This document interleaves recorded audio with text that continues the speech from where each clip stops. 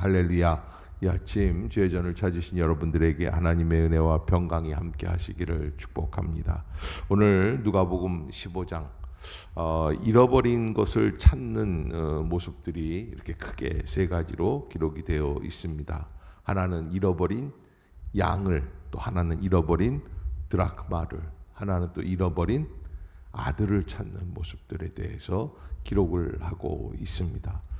우리는 여기 잃어버린 양, 또 잃어버린 드라크마, 또 잃어버린 아들, 특별히 잃어버린 아들에 대해서 주인공이 누구냐라고 생각할 때가 있죠. 그래서 아마 주인공이 잃어버린 아들, 둘째 아들이 아니었을까 이렇게 추정을 해 보는데, 사실은 오늘 본문 말씀에서 잃어버린 양, 잃어버린 드라크마, 잃어버린 아들, 근데 여기에서 진정한 주인공은 누굴까? 여러분 생각해 보신 적이 있습니까? 그것은 바로 그 잃어버린 양을 찾는 목자, 잃어버린 한 드라크마를 찾는 여인, 또 잃어버린 아들을 기다리는 아버지가 주인공이에요. 왜냐하면 그 아버지가 바로 하나님 아버지이기 때문에. 아멘. 그래서 잃어버린 것에 대해서 하나님은 항상 찾으려고 하신다라고 하는 것을 보여주시는데, 먼저 잃어버린 양에 대해서 우리가 한번 생각해 봐야지 되는데, 잃어버린 한 마리의 양에 대해서 목자는 관심을 갖고 있다라고 하는 것을 먼저 살펴봐야지 돼요. 또 더 나아가서 이 목자는 끝까지 그 잃어버린 양을 찾게 됩니다. 여러분, 그 잃어버려 본 적이 있는 분들은 아실 텐데, 저희도 강아지를 키우면서 강아지를 한 3번 잃어버려 봤어요. 2번까지는 찾았어요. 근데 마지막에는 못 찾겠더라고요. 얘가 사랑인가 그랬었는데 그냥 그 사랑이가 왔는데 사실은 우리 집사람이 뭐 구박을 하더라고요. 강아지를 싫어하니까요. 그런데 잃어버리니까 그 집사람이 제일 애타게 찾더라고요. 왜 그랬을까요? 벌써 정이 들고 없어지니까 이게 엄청난 마음의 스트레스가 되는 거예요.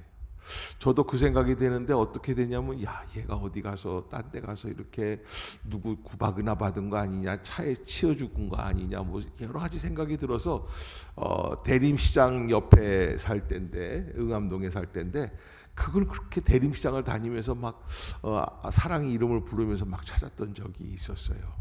그러면서 야, 이게 하나님께서도 잃어버린 양에 대해서 말씀을 하셨는데, 잃어버린 걸 찾는 게 그렇구나. 근데 옆집, 그러니까 임경란 권사님네 앞집에 있는 사는 한 여인이 강아지를 그 집에 가보니까 10몇 마리를 주워다가 놓고서는 키우고 있더라고요. 유기견들을 보호하는 그런 활동을 하고 있는 거예요. 벌써 그때가 이제 한 20년 전인데, 그래서 그분에게서 찾았어요. 얼마나 기쁘던지, 또 사랑했던 나를 보니까 얼마나 반가워하는지 아주 너무너무 기뻤던 적이 있습니다. 잃어버렸다라고 하는 것만큼 마음에 참 잔인한 아픔을 주는 게 또 있을까? 그런데 만약에 우리 아이를, 우리 자녀를, 또 우리 강아지를 잃어버렸다 해도 이렇게 잠이 안 오는데, 하나님께서는 우리에게 뭐라고 그러시냐면 잃어버린 아들이 있다는 거예요. 하나님의 자녀가 있다는 거예요. 그거를 찾고 계신다. 그래서 이 잃어버린 양을 찾는 것을 목자는 언제까지 찾아요? 찾을 때까지 찾는 거예요. 더 나아가서 이 잃어버린 양을 찾은 다음에는 이웃과 벗을 다 불러가지고 어떻게 했습니까? 큰 잔치를 벌였어요. 그 양 한 마리를 잃어버렸는데, 여기 비유에는 보면은 99마리 양을 들에 두고 한 마리 잃어버린 양을 찾기 위해 산으로 갔다는 거예요. 사실 물질적인 가치 기준으로 봤을 때 이것은 옳은 선택이 아니에요. 그러나 목자는 그렇게 한다는 거예요. 그래서 실제적으로 잃어버린 한 마리 양을 무게를 잴 때 99마리보다 더 중요한 양이 되어지는 거예요. 잃어버리는 순간에. 그러기에 우리가 하나님 앞에서 잃어버린 양을 찾는 일에 마음을 쏟아야지 되겠다라고 하는 말씀이죠. 두 번째는 열드라크마라는 것은 동전 10개를 이렇게 꼬아서 한 세트로 만들어버린 목걸이를 이야기합니다. 요즘같이 목걸이가 제품으로 잘 나올 때는 괜찮지만 그렇지 않은 시대였기 때문에 아마 어떤 남편이 부인에게 주려고 예쁘게 목걸이를 드라크마로 작식해서, 이 드라크마 그러니까 좀 약간 드라큘라 같은 그런 이름 발음이 돼가지고 여러분들이 드라큘라 이게 뭐야 그러시지만 그게 아니라 사실은 동전 단위예요. 그런데 아마 요즘으로 말하면 한 10만 원짜리 정도 되는 그런 동전이 아닌가 싶어요. 그런 그 말을 이렇게 10개를 꾸리니까 얼마예요? 100만 원이에요. 와, 대단하다. 그런데 이 100만 원짜리, 근데 그 중에 하나를 잃어버렸어요. 남편이 볼 때마다 하나 어쨌어 이렇게 찾을 텐데 이걸 찾느라고 얼마나 찾는지. 근데 저희 어머님 세대 때 이렇게 보니까 동전이 하나가 저 장롱 밑으로 들어갔거든요. 그러니까요, 제가 학교 간 사이에 장롱을 드러내시더라고요. 동전 하나를 찾느라고. 그 여자들의 힘 무섭다 생각이 들었는데, 여러분 우리가 그 100원짜리 동전 찾는 것도 그러는데 이 드라크마라고 하는 건 굉장히 소중한 동전인데 이 동전을 찾느라고 여자가 얼마나 방을 쓸고 또 쓸고 닦고 하느냐 하는 그 마음, 잃어버린 자의 마음을 우리에게 보여주고 있는 모습을 보게 됩니다. 그래서 여기 잃어버렸다가 다시 찾아진 드라크마도 역시 누구입니까? 바로 우리 자신들이 그 잃어버린 것을 찾고 기뻐하고 또 기뻐한다. 마지막에는 이제 11절부터 오늘 본문 굉장히 중요한 부분을 차지하고 있는 본문이죠. 그래서 잃어버린 아들, 둘째 아들이 있었는데 아버지께 재산을 좀 달라고 그래요. 옛날부터 이스라엘 사람들은 맏아들은 아버지의 재산의 3분의 2, 그다음에 둘째는 3분의 1을 갖게끔 되어 있습니다. 그 재산을 다 받아가지고 이 아들이 떠납니다. 그래서 멀리 가서 살다가 실패하고 이렇게 떠난 아들 가지고 성공할 수가 없죠. 나중에는 어떤 일까지 하냐면 돼지를 치는 일을 하는 거예요. 그래서 거기서 그 사람이 돼지 먹는 쥐엄 열매로 배를 채우고자 하였다. 그렇게 까지 합니다. 그런 어려움 속에서 한 사람, 이 아들이 깨닫는 게 하나 있는데 17절입니다. 한번 같이 읽어볼까요? 시작. 이에 스스로 돌이켜 이르되 내 아버지에게는 양식이 풍족한 품꾼이 얼마나 많은가. 나는 여기서 줄여 죽는구나. 이게 무슨 얘기입니까?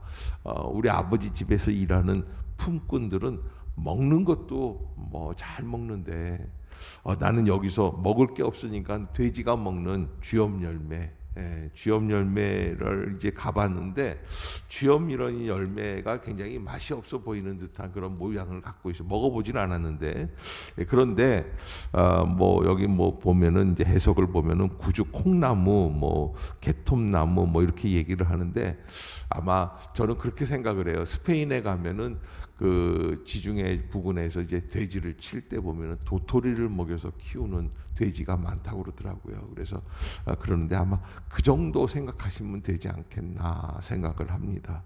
돼지라고 하는 동물은 유대인들은 아주 상극입니다. 키워서는 안 될 동물입니다. 우리가 뱀을 싫어하는 것처럼 그렇게 돼지를 부정한 동물이라고 생각을 하고 키웠는데 절대 유대인들은 돼지치기를 안 합니다. 그리고 돼지를 쳐도 자기들이 안 먹습니다. 그리고 다 이방인들에게만 팔고 이방인들이 키우는 그런 동물로 생각을 하는데 이 아들은 탈선하다 보니까 그런 자리까지 내려간 거죠. 자, 그렇게 해서 깨닫고 아버지의 집에서는 일꾼들도 잘 먹는데 나는 여기서 못 먹는구나. 그래서 일어나 아버지께로 가겠다. 이렇게 하고서는 돌아가게 됩니다. 여기 18절에 내가 일어나 아버지께 가서 이르기를 아버지 내가 하늘과 또 아버지께 죄를 지었사오니라고 고백을 한다 하면은 이걸 가지고 뭐라 그래요? 바로 회개라고 하는 거예요. 회개, 돌이킨다라고 하는 건데, 그래서 그 아들이 가서 뭐라 그러냐면 지금부터 19절 시작. 지금부터는 아버지의 아들이라 일컬음을 감당하지 못하겠나이다. 나를 품꾼의 하나로 보소서 하리라 하고. 여러분, 우리가 인생을 살면서 고난이라는 걸 다 꺼려합니다. 고난이 온다. 그러면 저도 지금도 고난이 싫어요. 그러나 고난이 주는 유익이 있을 때가 있습니다. 고난이 다 유익한 건 아니지만 고난이 주는 유익들이 있을 때가 있어요. 어떤 경우냐? 바로 이런 때예요. 고난을 통해서 그 아들은 깨달아요. 내가 돌아가야 할 곳이 있다는 것을 깨달아요. 또 변화가 됩니다. 앞에서 11절에서는 뭐라고 그랬습니까? 아버지 재산을 내게 주소서 했는데 여기서는 어떻게 돼요? 고난을 통해서 아버지께 돌아가서 내가 아버지의 아들이라고 부름을 받기를 거절하겠습니다. 왜? 나는 감당할 수가 없습니다. 난 죄인이기 때문에. 그래서 나를 일꾼의 하나로 보소서. 변화가, 가치관의 바뀜입니다. 그래서 여러분, 고난이라는 것이 우리에게 있을 때마다 깨달아야 할 게 한 가지 있는데, 그것은 바로 고난을 통해서 내가 어떻게 변화되었는가라고 하는, 내가 어떻게 변화되었는가. 아멘. 여러분이 꼭 잊지 마세요. 고난을 겪었느냐 안 겪었느냐의 문제가 아니라 고난을 통해서 내가 어떻게 변화되었는가. 이 아들이 바뀌어요. 그게 참 대단하죠. 그리고 돌아가서 아버지에게 왔더니 아버지가 저 멀리서부터 그를 보고 측은히 여겨 달려가 목을 끌어안고 입을 맞췄다. 아버지는 이 돌아온 아들 보고 얼마나 기뻤겠습니까? 그러면서 제일 좋은 옷을 입히고 손에 가락지를 끼우고, 그래서 이 아버지 집에서 여기서 어떤 일이 벌어집니까? 잔치가 벌어지게 돼요. 잃어버린 아들을 찾은 잔치가 벌어집니다. 그런데 진짜 문제아가 생각이 나요. 여기서 이렇게 보니까 이 24절까지 보면은 문제아는 누구예요? 둘째 아들이에요. 이게 보통 문제아가 아니에요. 아버지 재산을 뺏어 가지고서 나가서 허랑방탕하게 탁 써버리고, 있을 수 없는 자본주의적 관점에서 볼 때 이 사람만큼 나쁜 사람이 없죠. 그런데 더 안 좋은 아들이 나와요. 그게 뭐냐면 맏아들이에요. 맏아들은 밭에 있다가 돌아와서 집에 가까이 와 보니까는 막 풍악을 울리는 소리가 나거든요. 그래서 이게 뭔 얘기냐, 뭔 일이냐 물어봤더니 당신의 동생이 돌아왔다. 돌아왔다. 그래서 그렇게 했는데 아들이, 큰 아들이 잔치에 안 들어와요. 왜? 화가 난 거예요. 그래서 26절, 28절에 보면 이렇게 돼 있어요. 그가 노하여 들어가고자 하지 아니하거늘 아버지가 나와서 권한다. 자, 여러분, 내가 아무리 기분이 안 그래도 아버지가 나와서 들어와라. 그러면 들어와야 돼요? 안 들어와야 돼요? 들어와야 돼요. 그런데 안 들어가요. 그러면서 하는 얘기가 있어요. 29절 한번 읽어봅시다. 이 큰아들의 이야기, 병적인 이야기예요. 시작. 아버지께 대답하여 이르되 내가 여러 해 아버지를 섬겨 명을 어김이 없거늘 내게는 염소 새끼라도 주어. 자, 이 아들은요, 아버지 제가 친구들과 좀 즐기게 염소 한 마리 주세요. 그러면 줬을까요? 안 줬을까요? 주고도 남죠. 그러나 이 아들은 어떤 마음이 있냐면 결코 아버지에게 책 잡히고 싶지 않은 거예요. 못된 마음이. 그래서 결코 자기는 얘기를 안 하다가 이제 둘째 아들 돌아와서 잔치를 벌리니까 그 얘기를 그때 하는 거예요. 이런 걸 보고, 이런 아들을 보고 뭐라 그러는 줄 아세요? 시트콤식으로 하면 못난 놈이에요. 병든 놈이에요. 심적으로 아주.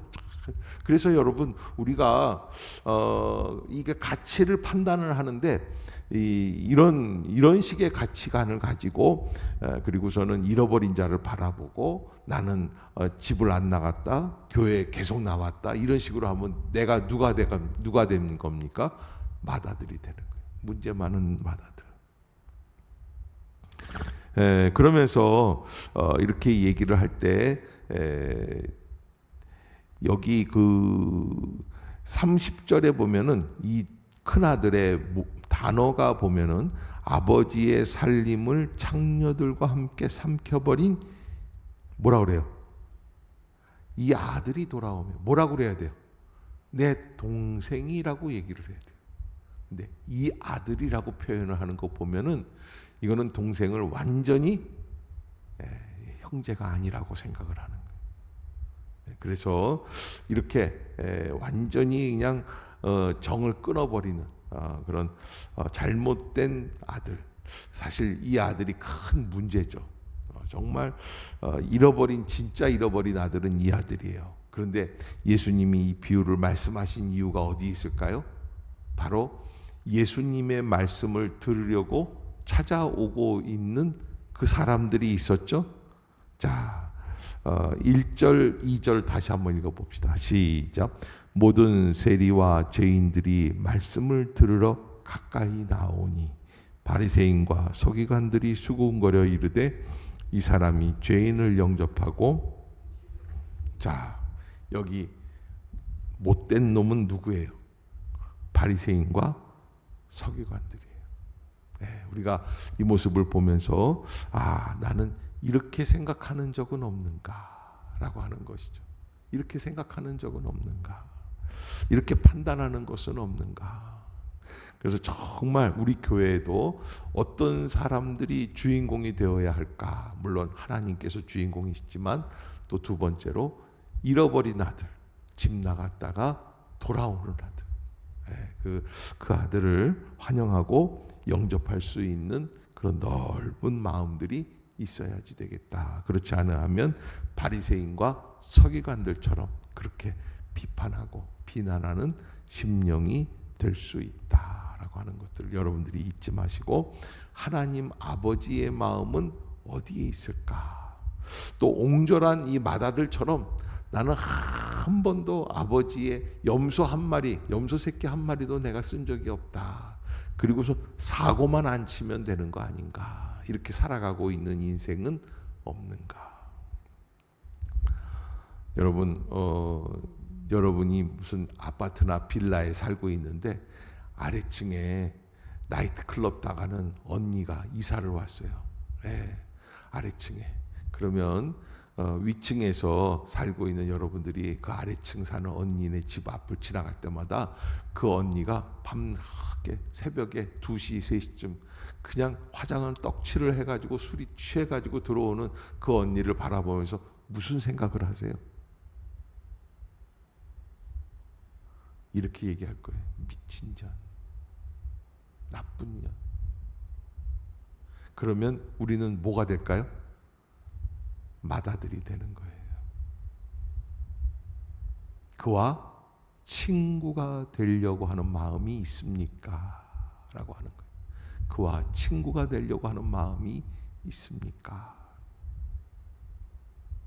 그래서 거룩한 것과 속된 것을 뛰어넘어 아버지의 마음을 가지고 어려운 자리에 있었던 사람들을 바라보고 예수 그리스도에게로 인도하려고 하는 마음, 거기에 진정한 복음이 있다라는 것을 여러분들이 기억할 수 있기를 주의 이름으로 축복합니다. 기도하겠습니다.